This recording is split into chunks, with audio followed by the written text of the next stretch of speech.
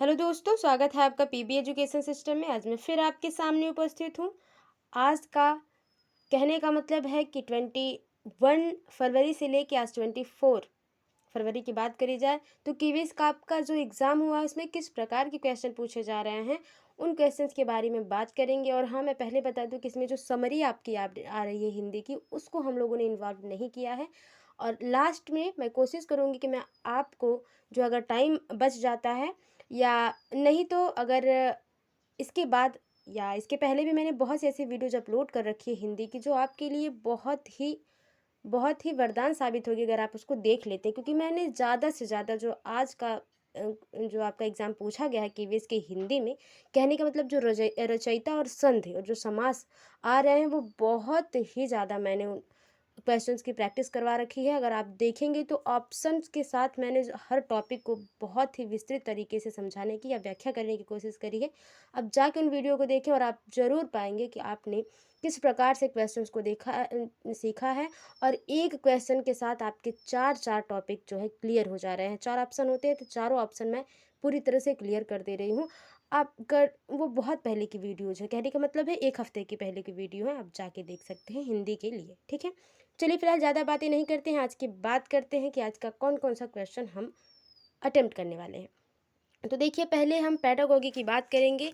तो पेडागोगी की पहले बात करी जाए तो क्या है क्वेश्चन, किसी भी छात्र की गलत प्रक्रिया को नियंत्रित करने का सबसे अच्छा तरीका है कि कोई बच्चा कोई मिस्टेक कर रहा है, बार बार कर रहा है, तो हम क्या करेंगे उसके लिए।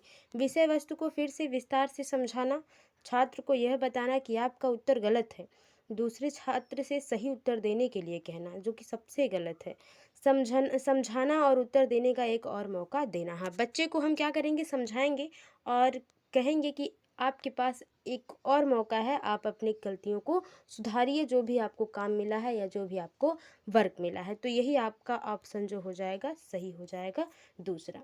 चलिए आगे बढ़ते हैं। अगला क्वेश्चन क्या है, अगला क्वेश्चन है, देखिए, सामान्यीकृत दृश्य या विशेषताएं जो महिलाओं और पुरुषों के पास होनी चाहिए। ठीक है, लैंगिक भूमिकाएं, लैंगिक पहचान, लैंगिक विषमता, लैंगिक रूढ़िवादिता। ठीक है, ये जो है सामान्यीकृत दृश्य या विशेषता जो महिलाओं और पुरुषों के पास होनी चाहिए, वो आपके है लैंगिक रूढ़िवादिता। ठीक है, ये ऑप्शन आपका सही हो जाएगा क्योंकि आयोग ने इसे सही माना है। फिलहाल अगर आपने लैंगिक पहचान की बात करी है तो ये कोई मतलब नहीं रखता। अगर लैंगिक भूमिकाएं की बात आप करें तो कुछ हद तक सही है, लेकिन आयोग की बातें हम मानेंगे और ये ऑप्शन सही भी है। आगे देखते हैं, प्रतीकात्मक उत्तेजनाओं के लिए संवेगात्मक प्रतिक्रिया मुख्य रूप से किसका परिणाम है।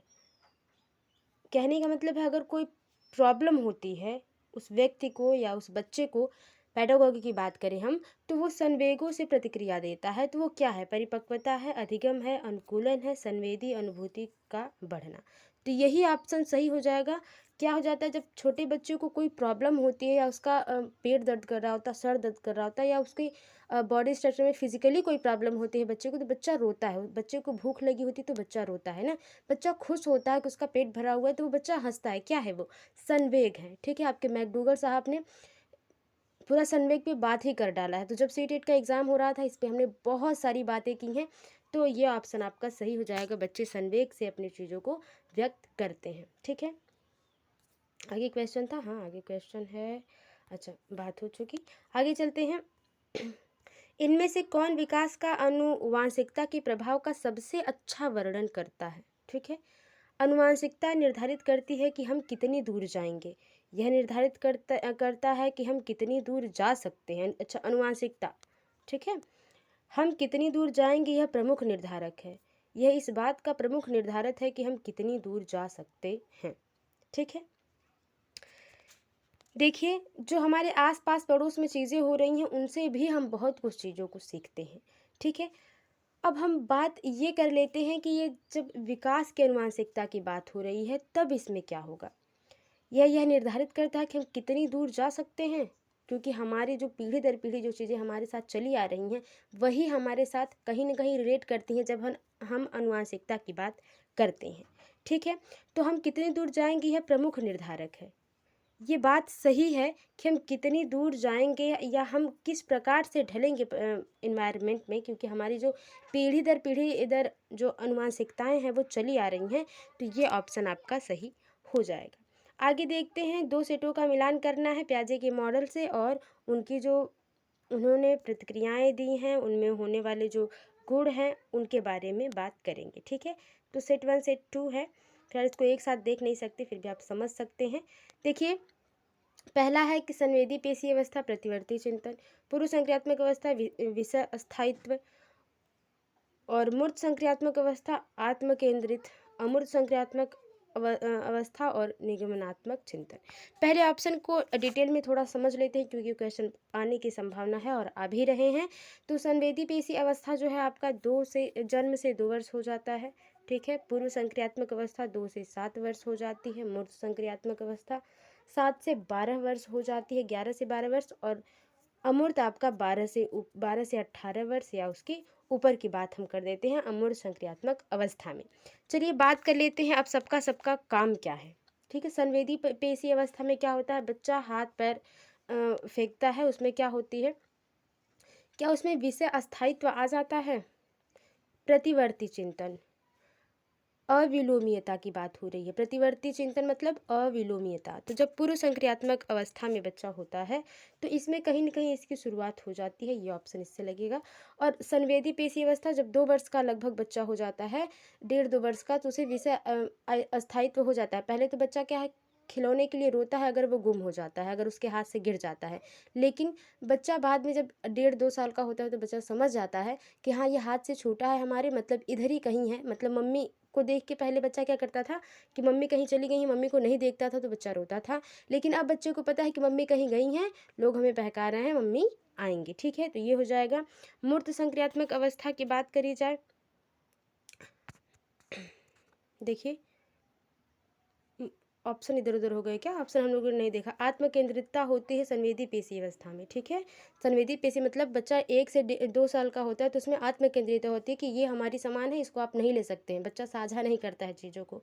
ठीक है, पूर्व संक्रियात्मक अवस्था में क्या हो जाता है, ये बच्चा जो होता है विषय स्थायित्व जान जाता है, 7 वर्ष का हो जाता है कि हाँ जो अभी भी मैंने 2 वर्ष में दी है ऑप्शन की बात, मैंने ये नहीं ध्यान दिया कि इसमें आत्म केंद्रितता है। ठीक है, मूर्त संक्रियात्मक अवस्था में अविलोमीयता आपकी हो जाती है और निगमनात्मक चिंतन में आपका अमूर्त संक्रियात्मक हो जाता है। निगमनात्मक चिंतन जैसे कि आगमन विधि निगमन विधि से आप समझ सकते हैं, बच्चा अब सारी चिंतन की बात कर हो जाती है। हाँ, बच्चा एक जगह से बहुत तरीके से एक चीज़ों को सोच लेता है, तो ये ऑप्शन सही हो जाता है। ये देखिए कि अमूर्त संक्रियात्मक चिंतन क्या निगमनात्मक चिंतन के साथ सही है, ये ज़रूर ऑप्शन में बताइएगा क्योंकि ये कन्फ्यूजन में हमें लग रहा है। आगे देखते हैं, एक शिक्षक अधिक प्रभावी होगा यदि वह अच्छे निर्देशात्मक साधनों का प्रयोग करता है, वह छात्रों को सवाल पूछने में मदद करता है, वह छात्रों को निपुणता प्राप्त करने में मदद करता है, छात्रों का उच्च अंक प्राप्त करता है। नहीं, तो सही ऑप्शन क्या हो जाएगा कि एक शिक्षक अधिक प्रभावी तब होगा जब वो निर्देशों को नहीं, निपुणता को नहीं, बच्चे के जो क्वेश्चन हैं उनको पूछने में, उनके हल करने में उसकी मदद करता है। तो ये ऑप्शन आपका सही हो जाएगा। अगला देखते हैं, सामाजिक परिपक्वता सबसे अच्छी विशेषता है। सामाजिक परिपक्वता की सबसे अच्छी विशेषता क्या है, मित्र बनाने और लोगों को प्रभावित करने की क्षमता, व्यक्तिगत समायोजन का एक उच्च स्तर, सामाजिक योग्यता की एक उच्च अवस्था, सामाजिक व्यवस्था के साथ उन लोगों की जरूरत और उद्देश्यों के एकीकरण की एक उच्च अवस्था।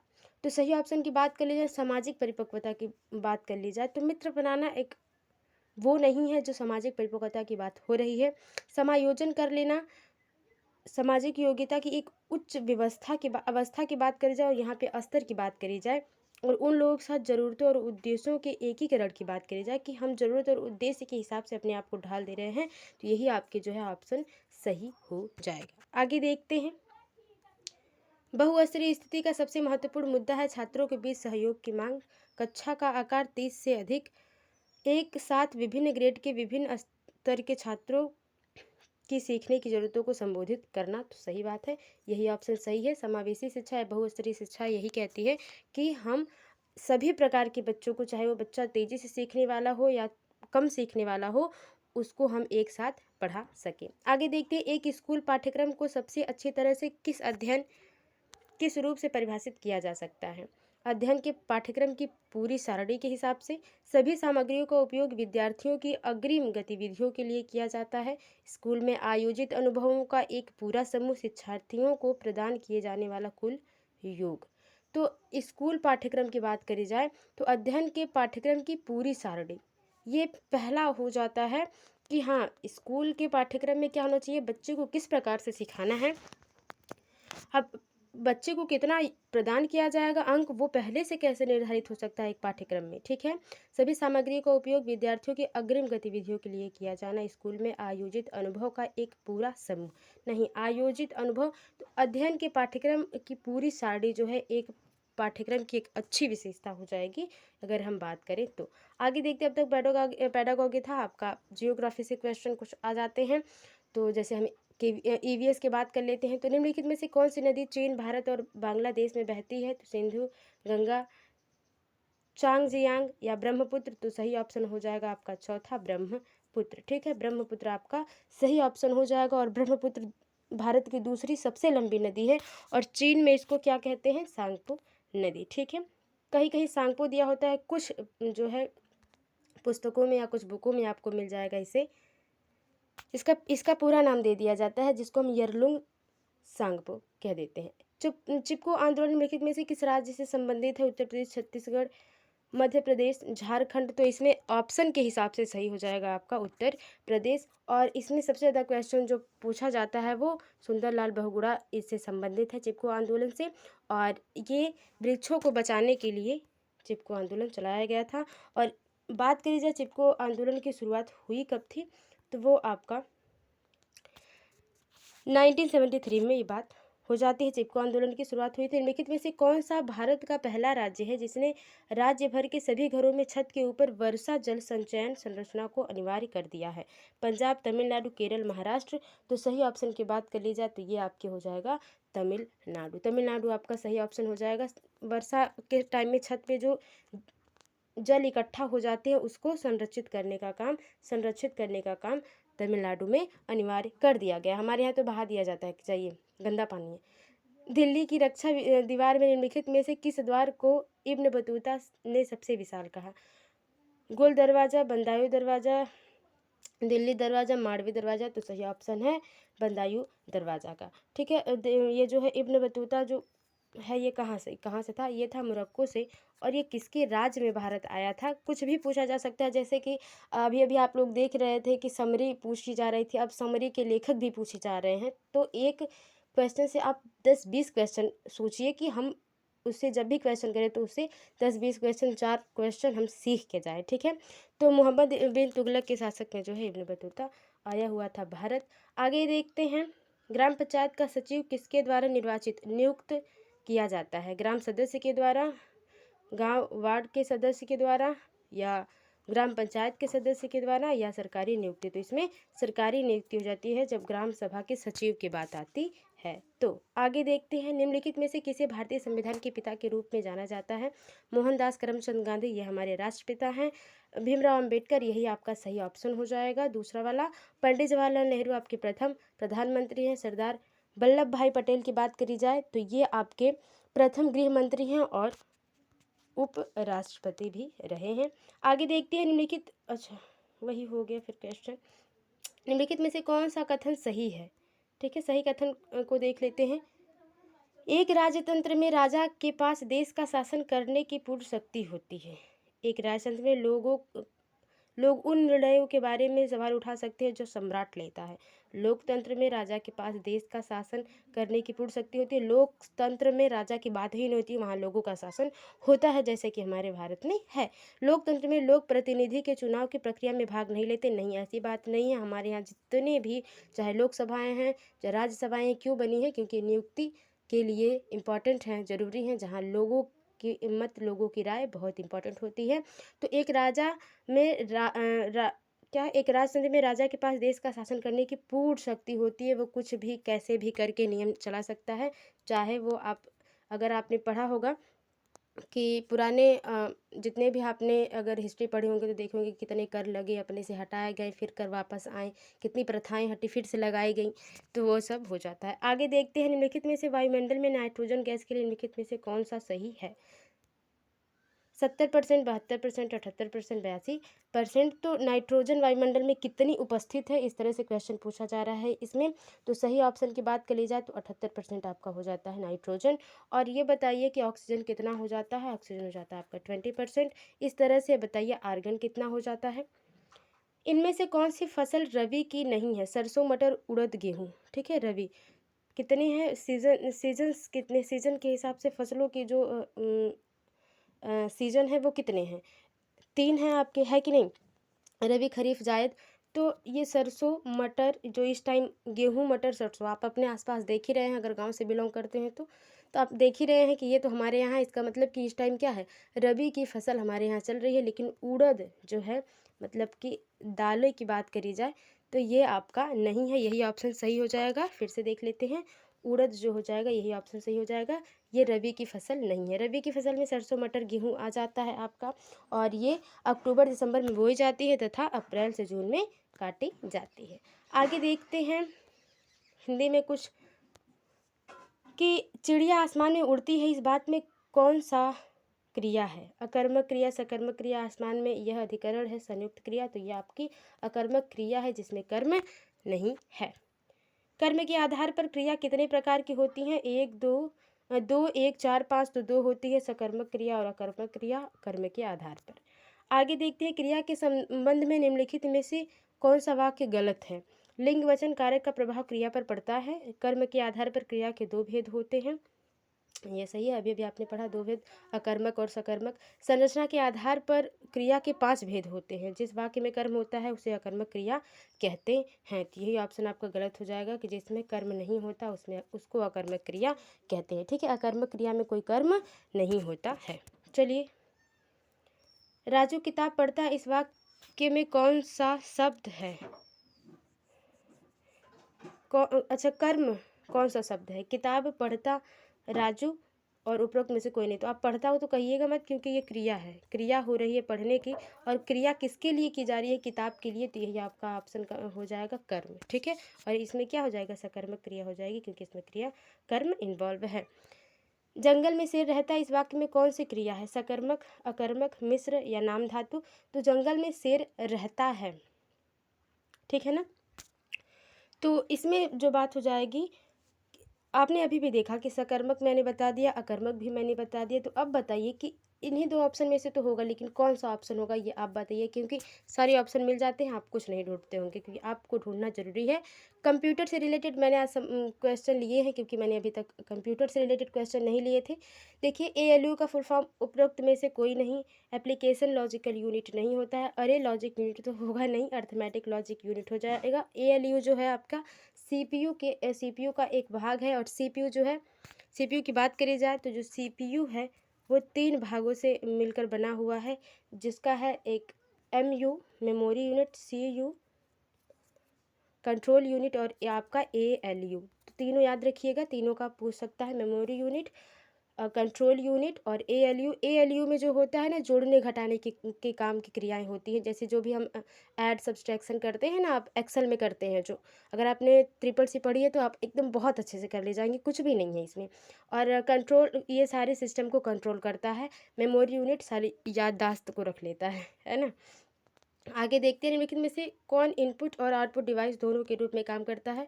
Keyboard, modem, printer, joystick. तो ये तो आपका प्रिंटर आउटपुट हो गया, ठीक है, आउटपुट। जॉयस्टिक और कीबोर्ड इनपुट हो गए। मॉडेम जो होता है वो एक टाइम में एक ही काम करता है, इसलिए इसको इनपुट और आउटपुट दोनों कहा जाता है।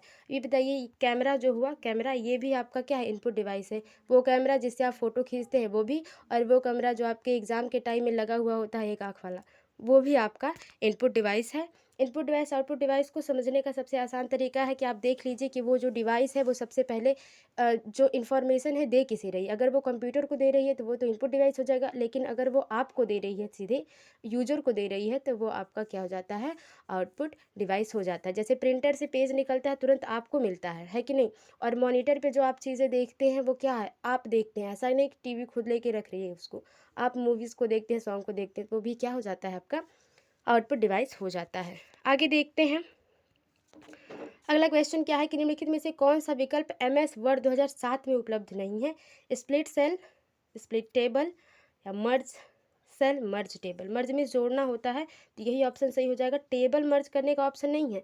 सेल भी मर्ज कर सकते हैं, कॉलम भी मर्ज कर सकते हैं और रो भी मर्ज कर सकते हैं, लेकिन टेबल एक पूरा टेबल वही हो जाएगा ना पूरी तरह से। एक जैसे आपके टेबल की कॉपी होती है जिसमें आप 1 2 3 4 और टेबल लिखा करते थे, उस तरह से ये एक्सेल की सीट होती है ना। तो या MS वर्ड में भी आप टेबल बना ही सकते हैं, तो ये आपका मर्ज टेबल का ऑप्शन नहीं होता है। आगे देखते हैं, MS वर्ड 2007 में टेक्स्ट को डैश में बदलने के लिए कंट्रोल I का प्रयोग किया जाता है। German, bold, roman, italic. तो सही ऑप्शन हो जाएगा इटैलिक, क्योंकि आप वर्ड देखते होंगे जो बुक में कि जो इंपॉर्टेंट वर्ड होता है उसको हल्का सा तिरछी लिख देता है, ठीक है, तो वो तिरछा का काम इटैलिक करता है, जिसे कंट्रोल+I कर देंगे। सेलेक्ट करके ना, शब्द को हम सेलेक्ट करके कंट्रोल+I कर देते हैं तो वो इटैलिक हो जाता है। बोल्ड के लिए कंट्रोल+B हो जाता है, ठीक है, कंट्रोल प्लस यहाँ पे कंट्रोल लिखा ही है, B हो जाता है। और जैसे मान लीजिए सेलेक्ट करके इसको हमको कट करना है, दूसरी जगह इसको पेस्ट करना है, तो ये आपका X हो जाता है, कंट्रोल+X हो जाता है, कंट्रोल+V आपका पेस्ट के लिए हो जाता है, C हो जाता है कॉपी के लिए। तो बहुत सारी चीज़ें इस तरह हो जाती हैं। आगे देखिए, निम्नलिखित में से कौन सा सर्च इंजन एक उदाहरण है? Mozilla Firefox, Google, internet explorer, opera mini. तो गूगल आपका सर्च इंजन है, रट्टू चीज़ें हैं ये तो एकदम। मोजिला फायरफॉक्स क्या है बताइएगा, क्योंकि जब आप लैपटॉप ओपन करते होंगे तो आपको दिखता ही होगा, सभी लगभग सभी सॉफ्टवेयर्स में होते हैं। अगर 2010 भी है, 2000 जो आपका 7 भी है, तब भी आपको मोजिला फायरफॉक्स देखने को मिलेगा। और आप बताइए कि ये क्या है अगर सर्च इंजन नहीं है तो। आगे देखते हैं, निम्नलिखित में से कौन सा विकल्प का उपयोग एक दस्तावेज मतलब MS ऑफिस में डेटा को एक स्थान से दूसरे स्थान पर स्थानांतरित करने के लिए किया जाता है? पेस्ट, कट और पेस्ट, कट और कॉपी। एक विकल्प का उपयोग डेटा को एक स्थान से दूसरे स्थान में स्थानांतरित करना। ऐसे बात नहीं कर रहे हैं कि हम कॉपी की बात, यहाँ कट की बात हो रही है, ठीक है। कॉपी यहाँ पे कट होता तो सही होता, पेस्ट भी हो गया तो पेस्ट नहीं। कॉपी वो होती है जैसे यहाँ पे भी वो शब्द हो और फिर यहाँ पे भी वही शब्द हो, वो कॉपी हो जाता है, कॉपी पेस्ट हो जाता है। लेकिन कट का मतलब है यहाँ के सारे जो वर्ड आपने लिखे हैं अक्षर, वो यहाँ से पूरी तरह से हट के यहाँ आ जाए, तो आपका कट हो जाता है। आगे देखते हैं, नियमित संचालन के लिए लैपटॉप का सामान्य तौर पर उपयोग किए जाने वाला इनपुट डिवाइस है कीबोर्ड और माउस, कीबोर्ड और CD-ROM, माउस और पेन ड्राइव, कीबोर्ड और स्क्रीन। तो इनपुट डिवाइस की बात करी जाए तो कीबोर्ड और आपका माउस जो होता है सामान्य तौर पे सभी लोग इसका यूज करते हैं। कीबोर्ड और माउस सभी लोगों को इम्पॉर्टेंट है। आप मोबाइल भी चलाते हैं, कुछ लिखते हैं, तब भी आपको इसकी आवश्यकता हो जाती है। डैश और डैश MS ऑफिस में फॉर्मेटिंग टूलबार का फॉन्ट आकार, फॉन्ट मीन्स अक्षर, ठीक है, फॉन्ट मीन्स अक्षर।